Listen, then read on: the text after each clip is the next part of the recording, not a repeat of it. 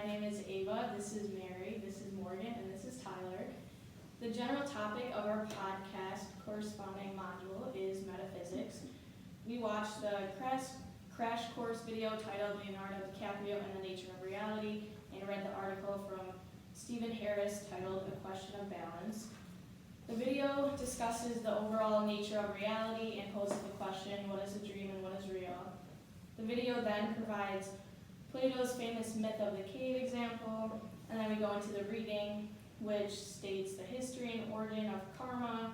It then goes into the 3 different accounts of karma, followed by the religious connection to karma, and then it ends with the problems with certain views of karma and asks the question of if conception of knowledge is critical. Then Mary will present the history of metaphysics, followed with metaphysics in different subjects. Morgan will then provide a more detailed summary of the reading that corresponds with metaphysics, and Tyler will end with an expansion of a specific element from the reading, causation, with some outside research. Okay, so the history of metaphysics. Ancient and medieval philosophers said that metaphysics was the science that studied like beings as such, or the first causes of things, or things that do not change.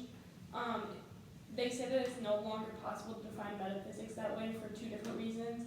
First, a philosopher who denied the existence of those things once had been seen as a constituting the subject matter of metaphysics would now be making a metaphysical assertion.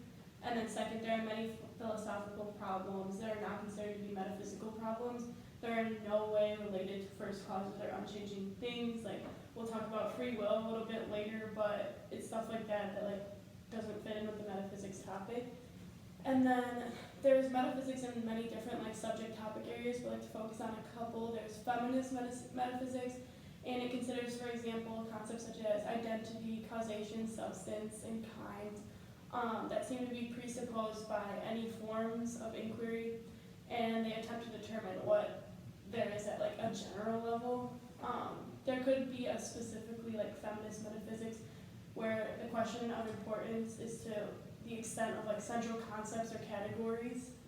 So in this way, feminist theories have asked whether, and if so, to what extent our like foundation for understanding the world are like distorting in ways that like privilege men or masculinity.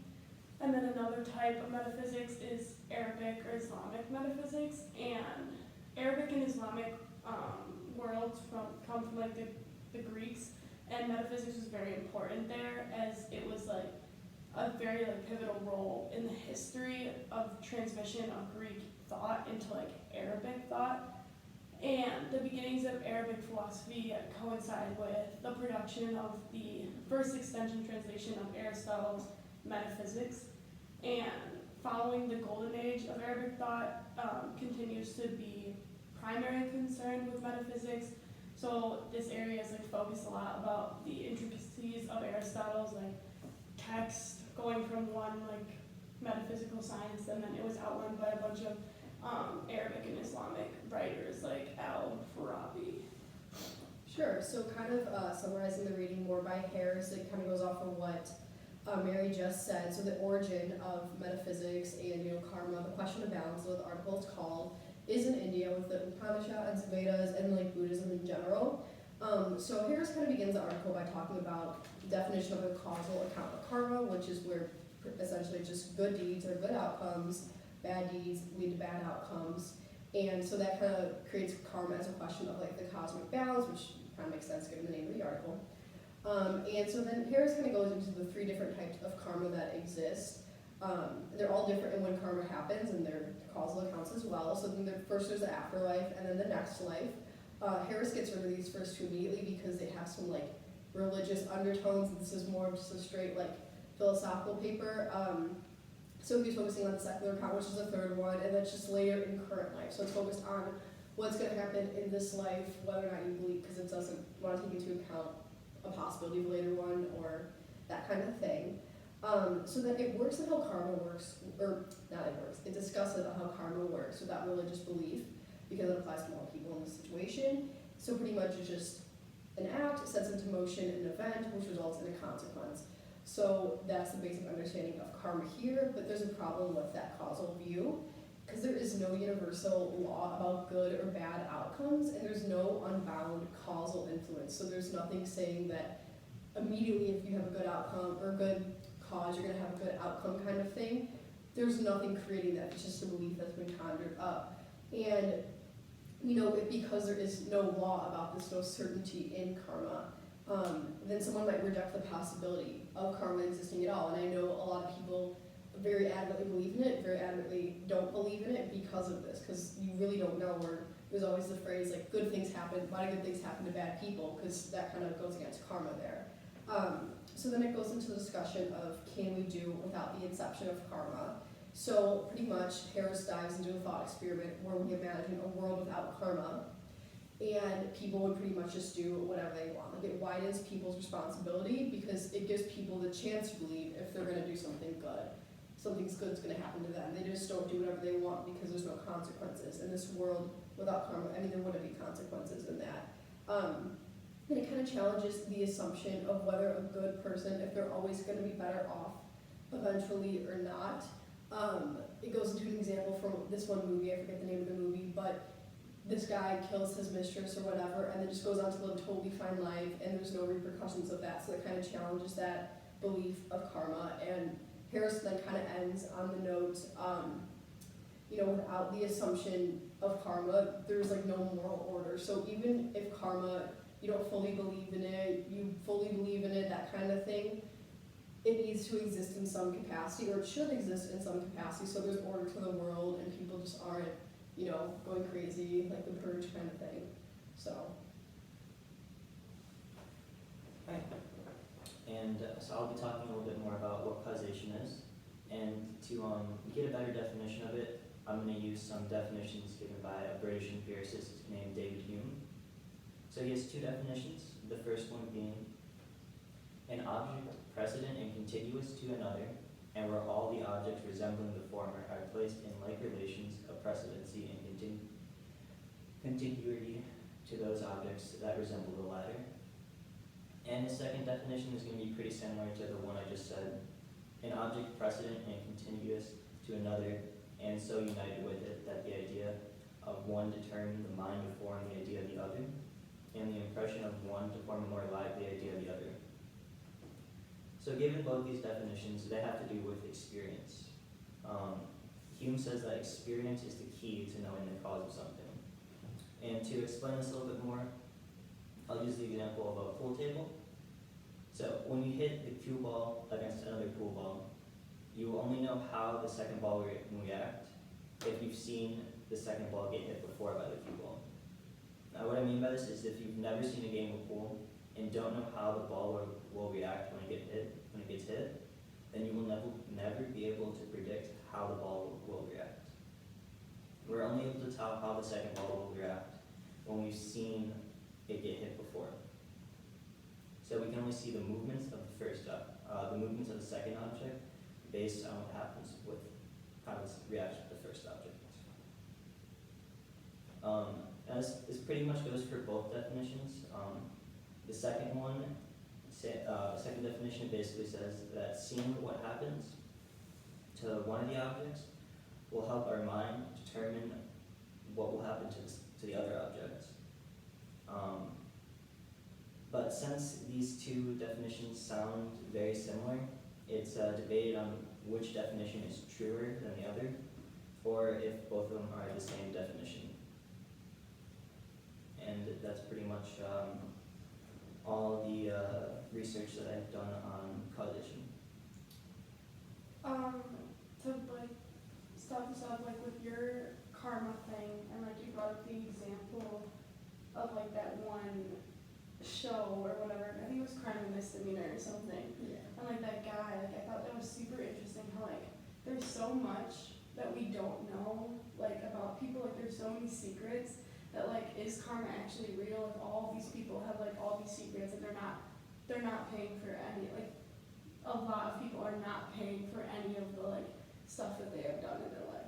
So does it really that makes you think is karma really real if people don't know about what happened to you and what you've done? I think it could be because I kind of think about like, you know, say you have like no physical consequence. This guy killed his mistress, whatever. The rest of your life, you're still, I mean, unless you're like a psychopath, that's totally different, that's a different discussion. But you're going to be living with that guilt. The punishment is going to be the thought of that every day. In my mind, you're getting the effects of karma from that. You know, I don't think it's an end-all be-all, but I do think that, like, generally it probably does exist. But, you know, when it comes down to things that there's so many bad people out there, there's so many people that have done horrible things we have no idea of. It could be people people you know, right? Which is just so weird to think about. But, like, they're still living with that every day unless they're totally different, you know? So I think that's kind of the punishment of that. I agree with that. I think it's like, even if it's not necessarily like this idea of karma, it's just like, I think everybody has like a moral compass of their own, and like what you said, like they're gonna deal with the guilt and the feelings, not just like, oh, something bad's gonna happen to them. It's like, unless they're a psychopath, like it's still gonna be in the back of their head what they did. They're gonna see like how, like if you kill somebody, like you're gonna see how their family reacts. You're gonna see all these things happen, and like again, I'm like, I don't know if it's necessarily karma. It's just like Bad. that's what happens, Yeah. and then if you have morals, that's gonna like hurt, and that's the consequence. Alright, yeah, and the karma's, what's not always gonna be seen, like, definitely the guilt is something you can't see from, based off karma, but morally, like, killing someone, the more, like, you would see is getting arrested, going to jail, you'd be able to see it like that, so karma might not always be able to be seen. Yeah. And now like you guys are saying this, I'm like starting to think of like the whole like paranoia aspect of it too. Like there's guilt, yeah, like a lot, but then there's like, I feel like since you're paranoid all the time, like oh my god, like someone's gonna find out something, that's also like in the back of their mind, and that's like such a hold on someone, especially like if they're crazy and they killed someone, like I feel like all they have to worry about for the rest of their life is if anyone's gonna find out, and like it'll always be in the back of their head, unless you said like they're a psychopath and they just don't deal with that. But that's super interesting. I would be paranoid if I killed someone.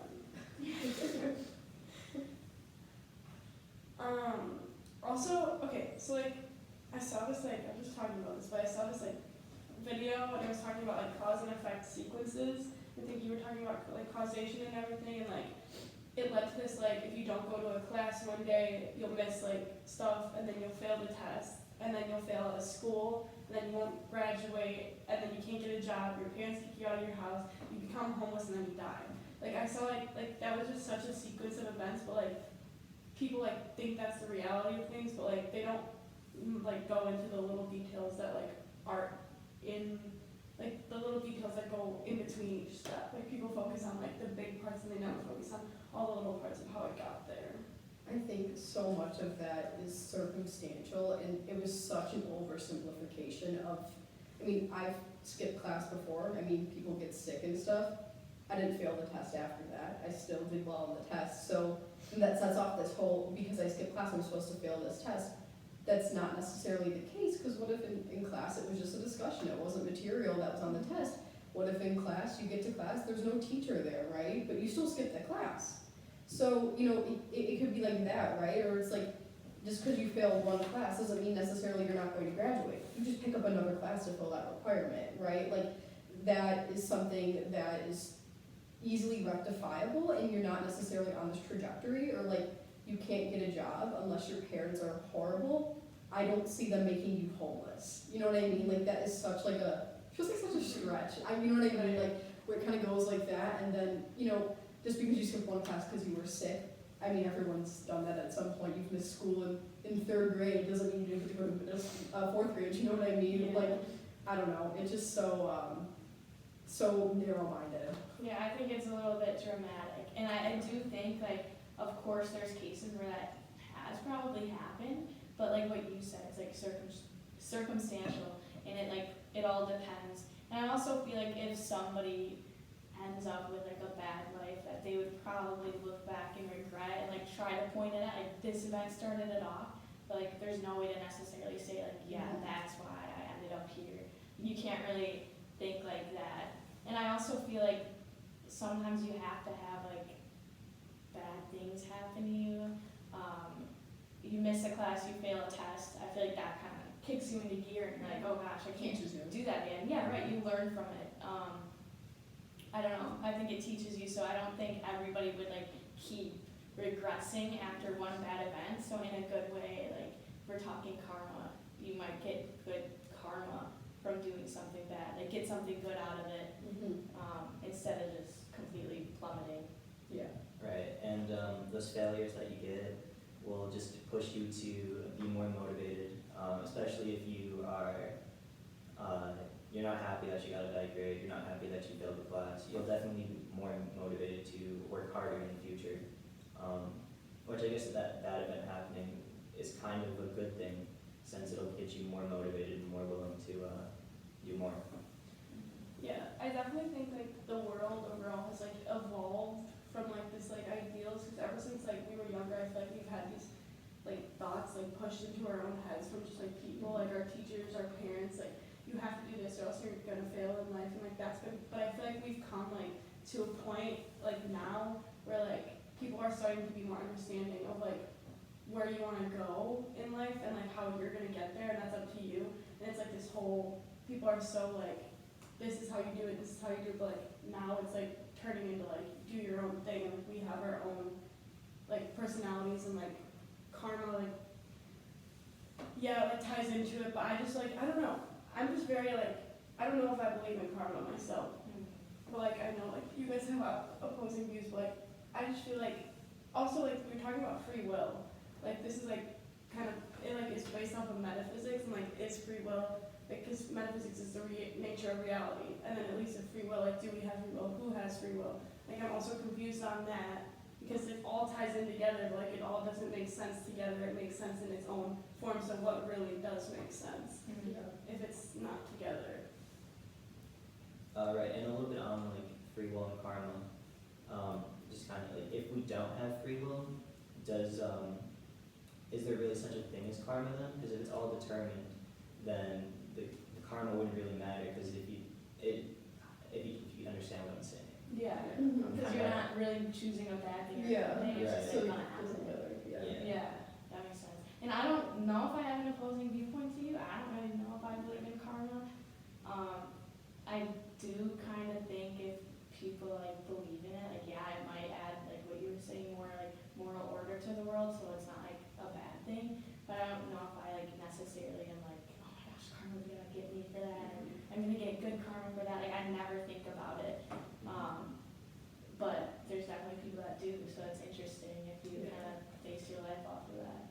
I mean, I think about it. I don't base my life off of it, but like, because I think I would be pulling my hair out if I did with every decision. But like, sometimes I'm like, maybe, I had a situation, I had to talk to someone on the phone at the bank because someone messed up, I got money stolen out of my account, someone messed up how they filed it, so I did not get my money back. And I was like freaking out on the phone, and then I was like, oh my god, like, what is this gonna do? So then I went to, this like bingo thing last night, and I was like about to get one of the things, and they were like big prizes. I needed new AirPods. Like I was like set. I'm like, I'm gonna go to bingo. I want AirPods. And I was like, maybe my karma like of yelling on the phone earlier affected like the fact that someone else won bingo. I was like, Morgan, like come on, like that's stupid. But you know what I mean? Yeah. Like jokingly, I kind of said that because you think about that. I think that like, I mean, I've also always been raised where my mom's been like, well, pay attention to your karma. Like it's been very much like, I don't make every decision based off that, but I think kind of having the back of my mind, some people, I wonder if, I don't know if we can talk about this, but some people, if they would make, if they would still make good decisions, if they didn't believe in karma, like, is that the only thing keeping them good? Is that the only thing keeping them from making good decisions? Or if you don't believe in karma, what leads you to make good decisions? What is that driving force behind why you help someone versus why you keep to yourself, or why you don't slam the door on someone and versus holding the door. You know what I mean? Like, why do you make those decisions then too? I guess it's interesting. Right. The idea of like a world without karma that you talked about, like, I think that there are like a vast amount of people that would stop doing good things in general just because they're like, oh, like I'm not gonna get paid in any way, good or bad, for doing what I'm doing, so why do it at all? Yeah. And I think there's like, that's like a whole different like area that people have to like, it's just a whole different reality that like if that was the thing, then people are horrible. Like, people are awful in this world, Yeah. some of them at least, but like, Definitely. I also think like in the article she kind of, or the author, he kind of like tried to differentiate like religion from karma, but I feel like it's a big part of it, because let's say like someone doesn't believe in karma, are they just instantly like gonna, like you said, slam door in someone's face, or like not care about what they do? I don't know, because it's like, well, a lot of people, let's say this person's like a Christian, like they're probably thinking about God in some way. Like, I don't know, like they don't necessarily have to believe in karma, but I'm like, maybe they believe in like something else, you know what I mean? Yeah. But it's all kind of similar, like you think like, oh, some things like watching me, I have to do good. Like it's all kind of related, even though it was kind of like avoided like talking about or like connecting it in the article. I think it like it goes hand in hand, because it's like the same sense of I need to do good to receive good, or like from a religious aspect, like someone could think that they need to be doing good deeds to go to heaven. Like it's the same thing. Like do something good will happen. So I think it's still like a big part of it. Right, yep. yeah, I think that's our take, but like, so it was, I hope you liked it, and